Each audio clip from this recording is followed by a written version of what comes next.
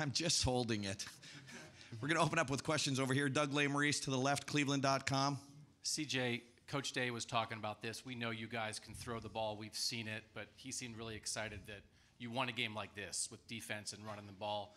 As the quarterback, what did you think of this performance, and do you think this is good for the team to win a game sort of this way? Yeah, first and foremost, I just want to thank God, man, for just having the opportunity to come out there with my brothers and, showcasing our talent. I got to just start there. But, yeah, like you said, man, the defense and running the ball won this game. But I do think in the past game when we really needed it, we were efficient. We were struggling early on, just trying to get a connection, trying to build that rhythm. But, towards the end, as we kept going, we started to get it, started clicking more. So just me thinking about the game, we're playing the number 5 team in the country first game. First games are always kind of weird. It's kind of weird being out there again, to be honest, just like seeing the fans, dealing with all the outside noise, just trying to lock in. So at the end of the day, I feel like at the end of the day, we got the win, and we're blessed to be 1-0. And Press, need to remind you that we have Michael Hall to your right, obviously C.J. Stroud in the center, and Xavier Johnson to your left. Over here to the right, Tim May, Letterman Row. Yeah, real quick, C.J. in 100 words or less, who is Xavier Johnson? A lot of people are discovering him for the first time tonight. And then Xavier, who are you from the standpoint of waiting your turn and finally getting a shot? But go ahead, C.J. Yeah, Xavier Johnson is a dog. First of all, he's a man of God.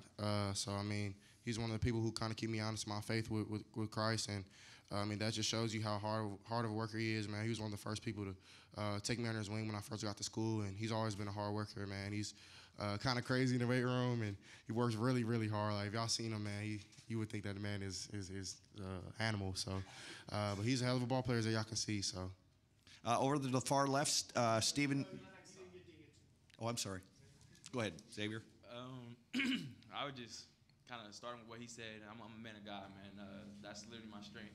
So even going into the situation, I knew that it was a big situation. You're coming in the field, the best receiver in the country's shoes, and I knew that in myself, in my flesh, I didn't have enough in me.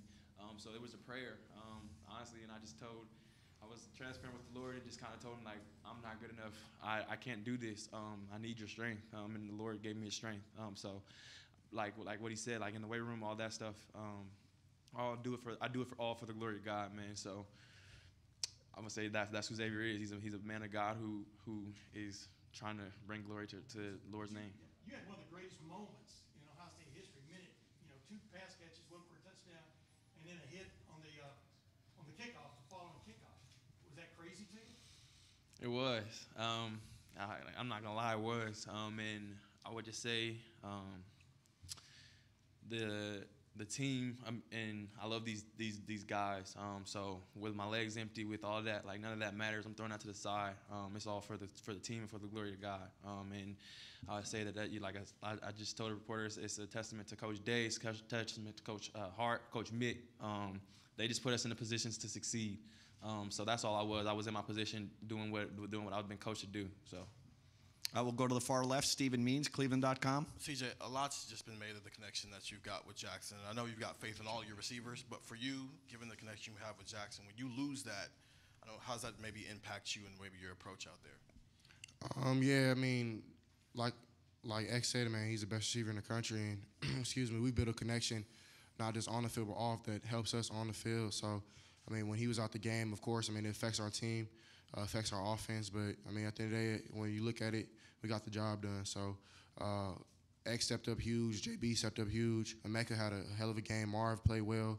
At the end of the day, when you look and you boil it down, man, you look at the scoreboard, and Coach Day always says that, man, like, no matter what type of game it is, we always got to stick together. So, I feel like that's what we did. And no matter how I played or whatever the case may be, we got the win. And it's one of us against the number 5 team in the country. Kudos to Notre Dame. They did some good things. And that's a really tough first game. So at the end of the day, I'm super proud of my guys. And I think that, we're a tough team. We're going to keep proving that. Over to the right, Bill Rabinowitz, Columbus Dispatch. Mike, we heard about you during training camp that you had really made a leap. What was it that enabled you to do that, and how special was it for you to make the impact you did tonight? You said what? I said during training camp, we heard that you had really grown a lot and made a lot of strides. What did it feel like tonight to make an impact the way you did? I just want to thank God first off, and then I just felt like I just came out there and played my hardest and just gave it my all, I heard I was starting by Coach J just a couple of days before the game, so I really just took that to heart and just came out and just gave it my all. Go over here to the left, Joey Kaufman, Columbus Dispatch. Mike, you guys didn't allow any points in the second half and shut them out. What was the key, especially kind of coming out of halftime and playing the way you did the last 2 quarters? Just do exactly what we did in the first half, just trying to stop the run. That's what Coach Mick always preaches about in the weight room, man. On and off the field, just stop the run, just stop the run. So I feel like that's what we did well. We'll go over here to the far right. Austin Ward, Rivals, 97.1, The Fan. Xavier, I'm sure that this is something that you've dreamed about a lot of times. How realistic throughout your years here did you think that it could be that you could do that? Then to realize something you probably thought about so many times, what did it feel like tonight? Yeah, it's definitely from Jump Street. I came in and I was confident in myself. And coming in, I was expecting to shock the world. You know, as a freshman, everybody does. You know, they come in and they got all these high hopes and expectations. But I would say that kind of just part of my testimony, like the Lord kind of I feel like he took football away from me for a second, and he gave it back in a way that I could glorify him. So, like you said, it was countless nights where, I was thinking about throwing in the towel some nights. There was nights where I felt like I had a foot out the door, but I always relied on my faith and prayer and to see where exactly I was supposed to be. And I never felt the Lord lead me to leave. And so just kind of seeing, you know, how it came full circle, it's just a testament to his faithfulness. And, yeah, in that moment, it was all I could think about was just how good the Lord really is. I mean, that's literally it. Like, I was overcome with emotion, but it was emotion from the standpoint of, like, I'm glorifying the Lord right now, and I'm in the right position. So I don't know if that really answered your question, but that's what was going through my mind. Like, all I could think about was how good the Lord was. So. And we're going to wrap up here. Far left, Rob Aller, Columbus Dispatch. CJ, you ran a lot tonight, but a lot of it was scrambling, or most of it was scrambling. I'm guessing you don't get that kind of pressure in practice a lot. How do you make that adjustment in a game when they're in your face and maybe you aren't having to scramble like that preseason? Yeah, it definitely an adjustment, but I think my O-line did really well in pass protection. I mean, sometimes it happens.